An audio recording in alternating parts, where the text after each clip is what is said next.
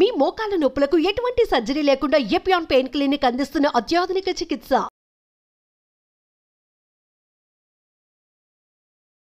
Hello everyone, మీరు చూస్తున్న Suman TV. నేను మీ కీర్తి.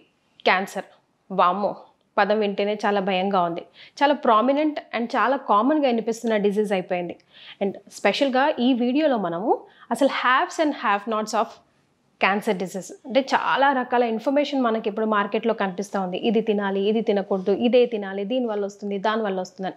ఈ వీడియో ద్వారా మీకు గన్ షాట్ ఆన్సర్ దొరుకుతుంది. బికాస్ నా ఎదురుగుండా కూర్చున్నారు ప్రముఖ ఆంకాలజిస్ట్ డాక్టర్ మోహన్ వంశీ గారు. నమస్తే సార్. నమస్తే అండి. Sir, as I just said, చాలా మోస్ట్ కామన్ డిసీజ్ అండ్ చాలా ప్రామినెంట్ అయిపోయింది. ఆఫ్టర్ కరోనాతో అసలు ఎక్కడో విన్న దాని గురించి చాలా తరచుగా వింటున్నట్టుగా అనిపిస్తుంది sir. Different types of cancer అయినప్పటికీ కూడా గ్రాస్లీ అండర్ రిపోర్టెడ్ అండి, డెఫినెట్గా. సో ఈ ప్రాసెస్డ్ ఫుడ్స్ అన్నీ కూడాను హానికరం అండి. ఉదాహరణకి జస్ట్ సింపుల్ తీసుకుందామండి. మీరు రోజు మూవీ హాల్లో తినే పాప్కార్న్ మైక్రోవేవ్ ఓవెన్లో వెయిట్ చేస్తారు. ఓకే. అప్పుడు అనేక రకాలైన ఆక్టనోయిక్ యాసిడ్స్ దాంట్లో ప్రొడ్యూస్ అయ్యి అవన్నీ లివర్ క్యాన్సర్కి, బ్లాడర్ క్యాన్సర్కి దారితీస్తాయి.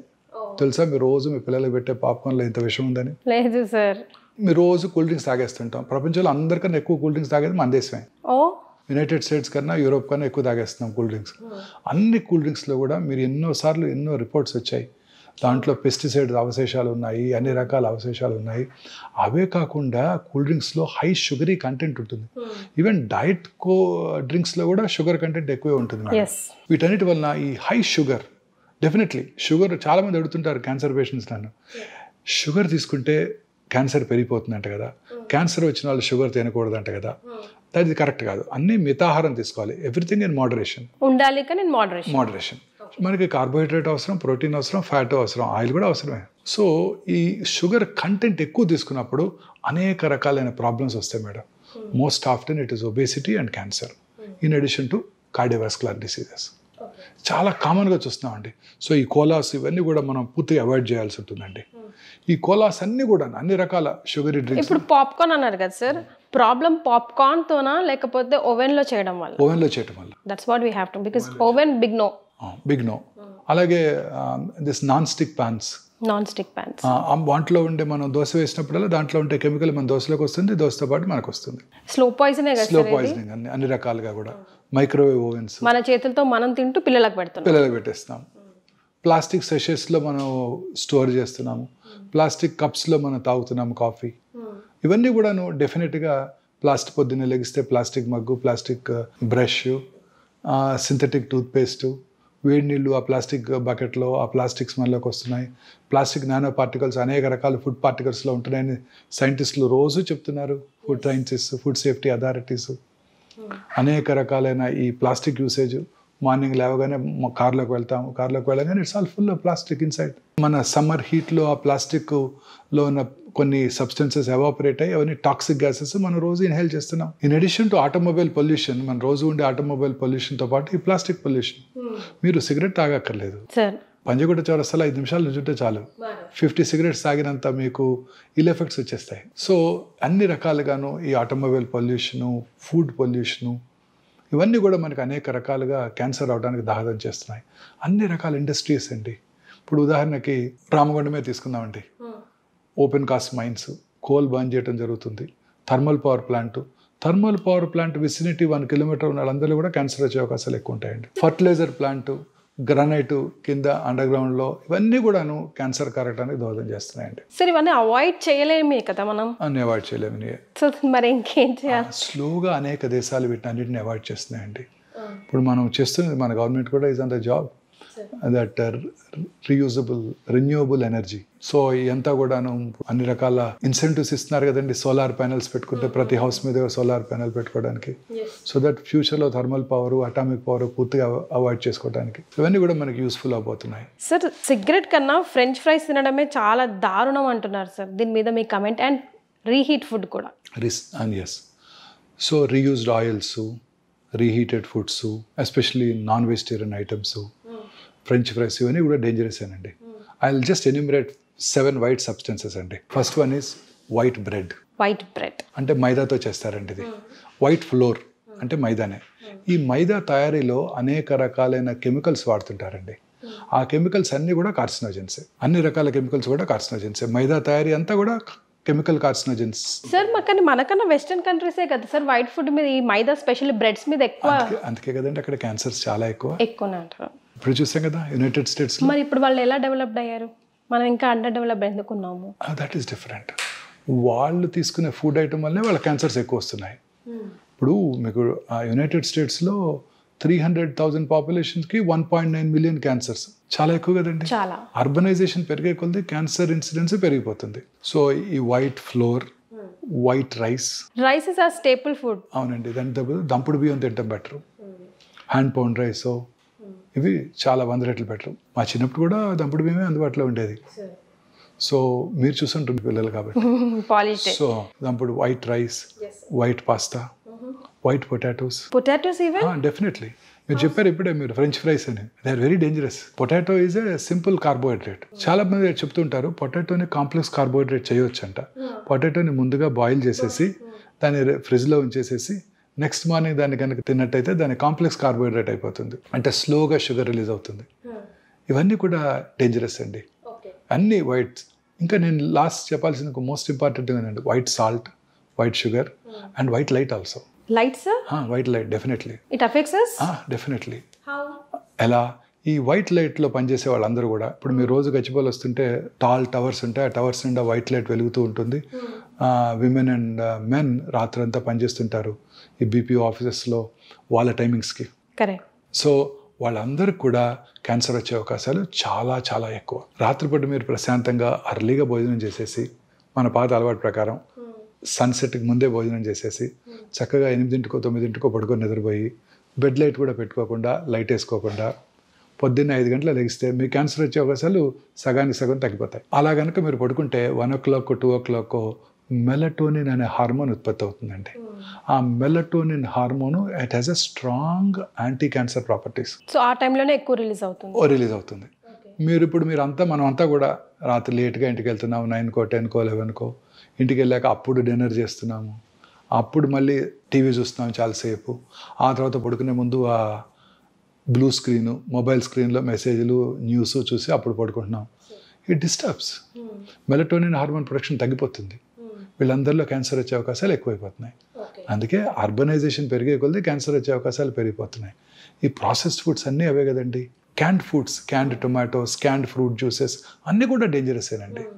Fresh fruit juices, fresh fruits అవి కనుక తిన్నట్టయితే క్యాన్సర్స్ రాకుండా ఉంటాయి. సో మనం డెవలప్ అవుతున్నాము, అన్ని రెడీమేడ్ అని మనం అనుకుంటున్నాం, అన్ని చకచకా జరిగిపోతున్నాయి. పొద్దున్నే వాడే సీరియల్ దగ్గర నుంచి అన్నీ డేంజరసే. మీరు వాడే ఆ పామాయిల్ సీరియల్ ఓపెన్ చేసి చూడండి, మీ పిల్లలకు పెట్టే సీరియల్స్, దాని చాకోస్, ఇంకేవో చాలా అంటాం, అన్ని కూడా క్యాండే, అన్నీ క్యాండ్ ఫుడ్సే. సరే ఇప్పుడు మనం అసలు తినకూడదని చెప్పాం కదా, అసలు లైక్ ప్రివెంటివ్ మెజర్స్లో తినాల్సినవి ఏమైనా సజెస్ట్ చేయగలమా? డెఫినెట్గా అండి. ప్రతిదాన్ని స్వాప్ చేసుకోవటమే మనం. వైట్ పాస్తా బదులు plant based legume based pasta, white rice బదులు దంపుడు బియ్యం, పొటాటోస్ బదులు డిఫరెంట్ కలరీ vegetables, bell peppers, rainbow colours అంటారు, అన్ని కలరీ వెజిటబుల్స్, దొండకాయలు, బెండకాయలు, వంకాయలు, క్యాప్సికము, అలాగే bell peppers, yellow colour, red colour bell peppers, ఇవన్నీ వెరీ వెరీ హెల్దీ ఫుడ్స్. వీటిలో highest content of fibre, antioxidants ఉంటాయి. ఈ యాంటీ ఆక్సిడెంట్స్ క్యాన్సర్ రాకుండా చేస్తాయి. సో కలర్డ్ ఫుడ్ ఐటమ్స్ అన్ని కలర్ఫుల్గా ఉండాలి లైఫ్. ఇవే కలర్డ్ ఫుడ్స్ అంటే ఇవి తినాలి. యానిమల్ ప్రోటీన్ బదులు plant protein, legumes, soya, rajma, chole, chana. మన Indian food is very rich food అండి. Very rich food. మనం తినే పెసరట్టు, మూంగ్ దాల్, గ్రీన్ గ్రామ్తో చేసే pesarattu, very rich food. White rice బదులు ఇడ్లీ, వైట్ రైస్ బదులు బ్రౌన్ రైస్తో చేసుకుందాం, లేదా పార్బాయిల్ రైస్తో చేసుకుందాం, లేదా ఓట్స్తో ఇడ్లీ చేసుకుందాం. సో ఈ వైట్ రైస్ని ఓట్స్తోనో కిన్వాతోనో బాజ్రా రోటీస్ తిందాం. మైదా రుమాలి రోటీ అండ్ మైదా బతూరా బదులు హోల్ గ్రెయిన్ వీట్తో చేసిన పూరీలు తినొచ్చు కావాలి అనుకుంటే. ఆయిల్స్ కూడా ఈ రిఫైన్డ్ ఆయిల్స్ బదులు natural cold pressed oils, canola oil, ఇవన్నీ కూడా ఎసెన్షియల్ ఫ్యాటీ యాసిడ్స్ ఎక్కువ ఉంటాయి వాటిలో, omega-3 ఫ్యాటీ యాసిడ్స్. తర్వాత సీ ఫుడ్స్ వాటిలో highest content of omega-3 fatty acids ఉంటాయి, సాల్మన్ వాటిల్లో. సో ప్రపంచంలో అత్యధికంగా ఎక్కువ కాలం బతికే వాళ్ళు ఎవరో తెలుసా మీకు? జాపనీస్, స్పానియార్డ్స్. వాళ్ళు తినేదే సీ ఫుడ్ అని. ఓకే. వాళ్ళు ఫైబర్ ఎక్కువ తింటారు, ఇదే జాపనీస్ అమెరికా వెళ్ళారనుకోండి, సెకండ్ జనరేషన్ జాపనీస్లో క్యాన్సర్ ఇన్సిడెన్స్ చాలా తక్కువ, చాలా చాలా తక్కువ. లాంజివిటీ అబౌవ్ 90 బతికేస్తుంటారు అందరూ. They work hard and they eat very healthy food. ఇదే జాపనీస్ అమెరికా వెళ్ళారనుకోండి, వాళ్ళ పిల్లల్లోనూ వాళ్ళ గ్రాండ్ చిల్డ్రన్ మళ్ళీ క్యాన్సర్ ఇన్సిడెన్స్ ర్యాపిడ్గా పెరిగిపోతుంది. So Nigerians suppose to very developed country once upon a time in ఆఫ్రికాలో. నైజీరియాలో incidence of colon cancer is 1/100,000 population. అదే న్యూయార్క్ సిటీలో 180-200/100,000 పాపులేషన్, 200 టైమ్స్ ఎక్కువ. ఇదే నైజీరియన్స్ అమెరికా వెళ్ళి సెటిల్ అయిపోయారు అనుకోండి, వాళ్ళలో మళ్ళీ ఆ క్యాన్సర్ ఇన్సిడెన్స్ కూడా ర్యాపిడ్గా పెరిగిపోతుంది. సో లైఫ్ స్టైల్ డిజార్డర్ అని క్లియర్గా కనిపిస్తుంది. అర్బనైజేషన్ పెరిగే కొలది క్యాన్సర్ ఇన్సిడెన్స్ ర్యాపిడ్గా పెరిగిపోతుంది. రూరల్ ఇండియాలో 60-70/100,000 పాపులేషన్ క్యాన్సర్స్ ఉన్నట్టయితే ముంబైలో ఇట్ ఈస్ 150-170/100,000 పాపులేషన్. శాన్ ఫ్రాన్సిస్కోలో 500-600/100,000 పాపులేషన్. సో అర్బనైజేషన్ పెరిగే కొలది క్యాన్సర్ ఇన్సిడెన్స్ ర్యాపిడ్గా పెరిగిపోతుంది. అలాగే లాంజివిటీ పెరిగే కొలది కూడా క్యాన్సర్ ఇన్సిడెన్స్ పెరిగిపోతుంది. 80 సంవత్సరాల వయసున్న స్త్రీలు జూబిలీస్లో 100 మంది ఉన్నారనుకోండి, అందులో 10 మందికి బ్రెస్ట్ క్యాన్సర్ ఉంటుంది. 90 సంవత్సరాల వయసున్న స్త్రీలు జూబిలీస్లో 100 మంది ఉన్నారనుకోండి, వాళ్ళలో 16 మందికి బ్రెస్ట్ క్యాన్సర్ ఉంటుంది. సో ఇలా మన ఫుడ్ ఐటమ్స్ని మనం చేంజ్ చేసుకోవాలి. ఈ వైట్ రైస్ని బదులు ఇవి, వైట్ పాస్తా బదులు ప్లాంట్ బేస్డ్, మన ట్రెడిషనల్ ఫుడ్, మన గ్రాండ్ మదర్ తిన్న ఫుడ్ అన్నమాట. యానిమల్ ప్రోటీన్ బదులు వెజిటబుల్ ప్రోటీన్స్, వైట్ షుగర్ బదులు natural sugars, honey, stevia, jaggery ఇవి వాడుకోవచ్చు. అలాగే వైట్ సాల్ట్ బదులు lot of herbicides, lemon juice ఇవి వాడుకోవచ్చు వైట్ సాల్ట్ తగ్గించడం కోసం. సాల్ట్ కన్సంప్షన్ పూర్తిగా తగ్గిపోవాలండి. అన్ని రకాల జబ్బులకి ఈ వైట్ షుగర్, వైట్ సాల్టే కారణం, వైట్ రైస్తో పాటు.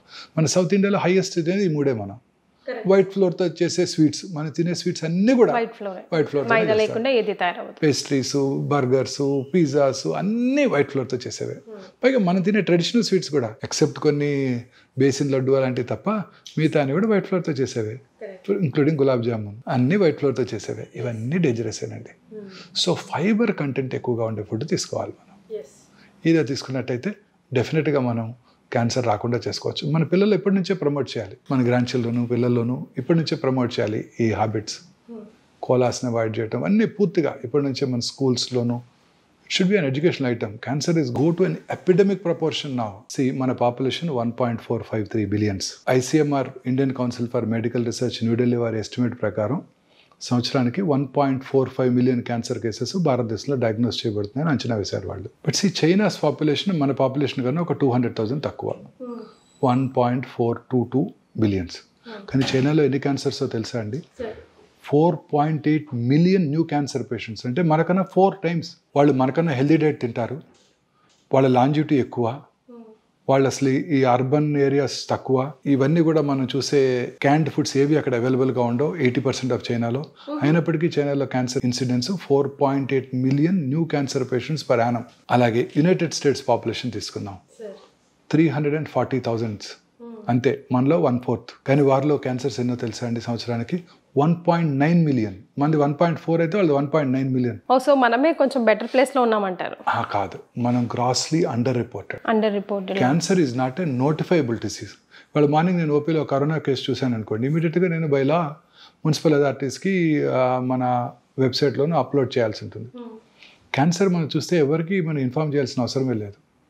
సో గ్రాస్గా క్యాన్సర్ పేషెంట్స్ని అండర్ రిపోర్ట్ చేయడంతో మన క్యాన్సర్ ఇన్సిడెన్స్ మనకు తక్కువగా కనబడుతుంది. మనం చూసేదానికన్నా చాలా ఎక్కువ క్యాన్సర్ ఇన్సిడెన్స్. మనం ఇంకా నోటిఫైబుల్ డిసీజ్ కాదు. గవర్నమెంట్ కనుక పాపులేషన్ బేస్డ్ రిజిస్ట్రీస్ అన్ని చోట్ల ఎస్టాబ్లిష్ చేసినట్టయితే మనకు తెలుస్తుంది. హార్డ్లీ 5 పాపులేషన్ బేస్డ్ రిజిస్ట్రీసే మన ఇండియాలో ఉన్నాయి.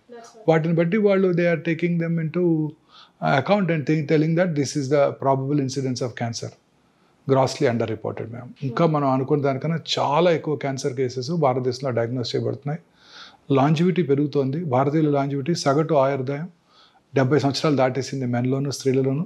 క్యాన్సర్ ఇన్సిడెన్సే పెరుగుతుంది రోజు రోజుకి. సార్ మరి ఎలా సార్ వీటిని తగ్గించడం? ప్రివెన్షన్ మెజర్స్ ఏం తీసుకోవాలంటారు? Most important preventive measure lifestyle changes. మనం తీసుకునే ఆహారం, మనం తీసుకునే అన్ని రకాల ఆహార పదార్థాలు కూడా క్యాన్సర్ కారకాలుగా ఉంటున్నాయి. ఇప్పుడు మనం తీసుకునే ఫుడ్, భారతదేశంలో క్యాన్సర్ ఇన్సిడెన్స్ అన్నిటికన్నా పంజాబ్ రాష్ట్రంలో ఎక్కువ. ఎందుకు? కారణం ఏంటంటే వాళ్ళు మొదటగా ఫర్టిలైజర్స్, పెస్టిసైడ్స్ వాడింది వాళ్ళే. ఓకే. హైయెస్ట్ ఈల్డ్ కోసం గ్రెయిన్స్ దీనికోసం వాళ్ళు ఫెర్టిలైజర్స్ పెస్టిసైడ్ వాడింది వాళ్ళే. అందువల్ల అక్కడంతా కూడా గ్రౌండ్ వాటర్తో సహా అంతా కలుషితం అయిపోయాయి. ఇప్పటికి కూడా వాళ్ళు 2 crops, 1 rice 1 wheat crop ఉంటుంది. వాళ్ళకి మనలాగా తుఫాన్లు ఉండవు, చక్కటి క్రాప్ వస్తుంది.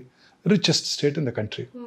So richest state obviously they eat rich food, lot of fatty food, processed meats, processed foods, alcohol, drugs, in addition to fertilisers, pesticides. No wonder పంజాబ్లో క్యాన్సర్ ఇన్సిడెన్స్ చాలా ఎక్కువగా ఉంది.